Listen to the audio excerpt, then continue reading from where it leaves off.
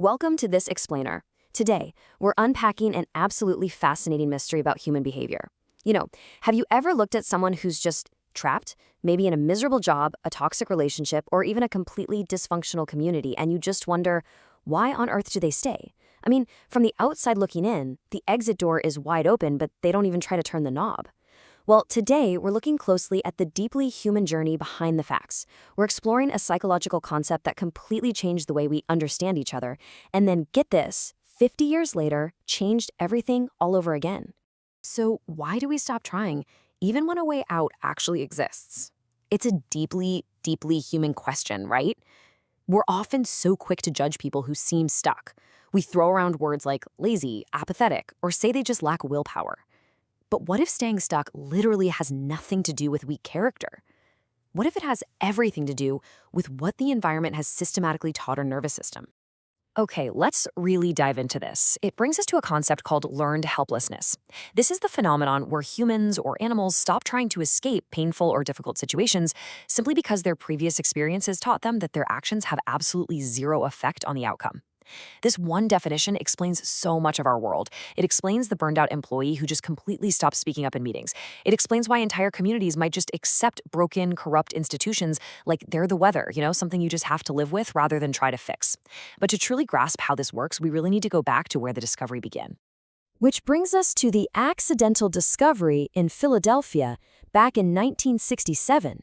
Now, what's really interesting about this experiment is that researchers Martin Seligman and Stephen Meyer at the University of Pennsylvania were actually just trying to study classical conditioning in dogs. They were definitely not looking to discover helplessness at all. It was a complete accident. To their total surprise, they stumbled onto something strange by separating the experience of pain from the experience of control. They had 3 groups. Group 1 experienced mild shocks, but they could stop them easily, just by pressing a little panel with their nose. Group 3 experienced no shocks at all. But Group 2, this is the crucial part, they received the exact same shocks at the exact same time as Group 1, but nothing they did made any difference. No panel stopped it. They were systematically taught that their actions just didn't matter. Then, the next day, the researchers placed all the dogs into a shuttle box. Think of it as a chamber divided by a very low wall.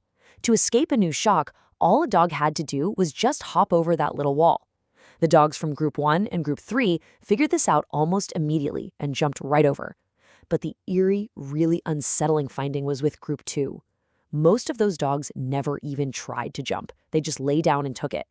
They had learned in that first phase that their behavior had zero impact on what happened to them, and they carried that devastating lesson of helplessness into a totally new situation, one where they actually had a really easy way out.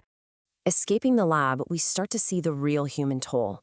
Seligman and Mayer published this finding, and it spread like wildfire, quickly becoming one of the most replicated findings in all of psychology. But here's the thing, this wasn't just some quirky animal fact to be left in a university lab. This framework perfectly mirrored the human journey, explaining situations where people were trapped in cycles of uncontrollable harm. Take the number 400, for instance. That's how many battered women researcher Lenore Walker interviewed in the late 1970s. And she found a chillingly consistent pattern. Repeated, unpredictable violence taught these women that absolutely nothing they did, appeasing, avoiding, complying, predicted if the next incident would happen. Once that link between behavior and outcome completely dissolved, leaving simply stopped looking like a real option, even when objective outsiders thought it clearly was. They had been taught in the harshest way possible that action was pointless. And we see this exact same human toll play out on a massive societal level. Back in 1983, sociologists connected this directly to chronic poverty, showing how repeated structural setbacks create these exact same motivational deficits. Economists have noted that just surviving day-to-day literally narrows your cognitive bandwidth, making any extra effort feel totally disconnected from results. A recent 2025 study on street begging children showed they had entirely stopped believing their effort could ever change their harsh reality. And this scales all the way up to entire nations. Take a look at Sri Lanka, for example, where citizens navigating unresponsive bureaucracies, endless lines, and corruption that just never gets fixed rationally adapt by stopping their civic participation. They aren't just being apathetic, they are surviving a system that has repeatedly proven that caring changes absolutely nothing. Now get ready for the 50-year plot twist reversing the settled science. So for decades, Seligman's explanation that helplessness is a learned behavior stood as absolute settled science. It influenced clinical psychology, economics, sociology, you name it. But let's look at the human journey of the researchers themselves here. In 1967, they published the initial discovery. By 1975, Seligman generalizes it into a model for human depression. Then, in 1978, they refine it further to explain how our internal narrative, like whether we see our failures as permanent and personal, really impacts our slide into helplessness. But then, fast forward all the way to 2016. After decades of advanced brain research, Meyer and Seligman publish a new paper. They look back at 50 years of their own life's work, and they courageously reverse a core piece of their very own theory. The original assumption back in 1967 was that humans and animals actively learn to be helpless.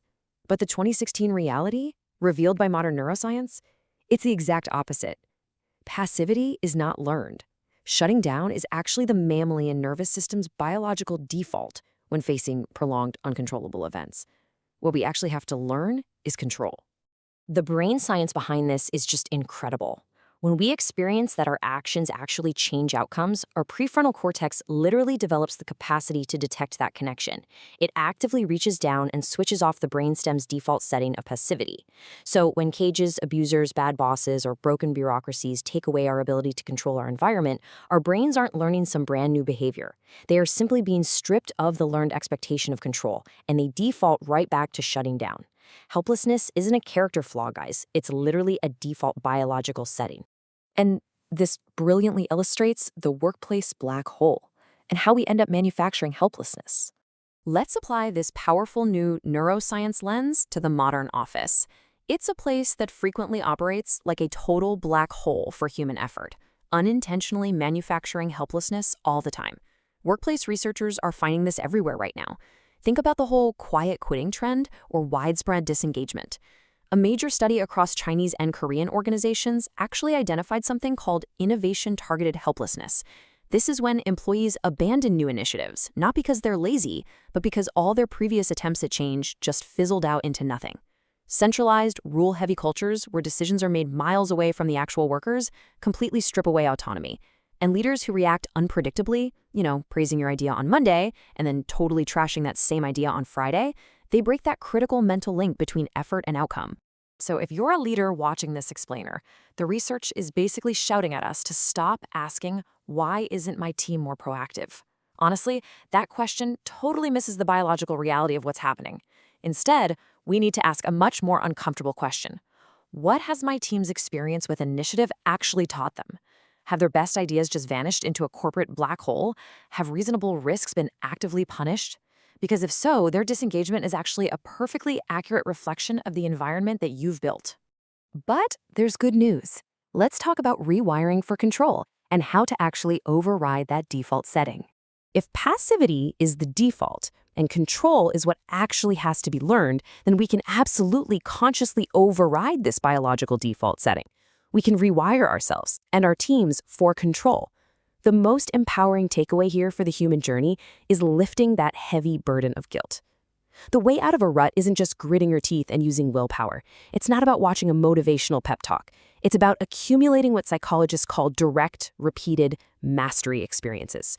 Cognitive behavioral therapy uses this all the time by having you take on small, genuinely winnable challenges. It could be as simple as finally fixing that leaky faucet or setting a tiny personal fitness goal. By choosing something where the link between your effort and a visible outcome is incredibly short and undeniable, you slowly start rebuilding your brain's neural expectation that your actions actually matter. And if you manage people, here is exactly how you can redesign the feedback loops in your organization to cure this helplessness. Step 1. Consistency. You have to follow through predictably so people know what to expect. Step 2. Autonomy. Give your team genuine control over one specific area. They don't need to run the entire company, just their own process. Step 3 is huge. Resist punishing honest failure as if it were negligence. If you do that, they will literally never take a risk again. And step 4, close the loop. If someone raises an issue, tell them what happened to it, even if the final answer is a hard no. An unanswered concern teaches the exact same biological lesson as a rejected one. And remember, it takes sustained repetition to undo years of a broken feedback loop. This really builds a completely new paradigm for how we view each other, doesn't it? Think back to those dogs in Seligman's lab. They weren't broken. They were accurately reflecting exactly what their environment had taught them. The next time you see someone who looks stuck, whether it's a coworker, a loved one, or even citizens of a struggling nation. Remember this final thought. People don't usually stop trying because they've given up on themselves. They stop trying because, somewhere along the way, the world stopped showing them that trying works. So, what do you think? Who in your life or on your team just needs you to show them that trying works again? Thanks so much for joining me on this explainer. Keep learning and always keep looking for the real human journey behind the facts.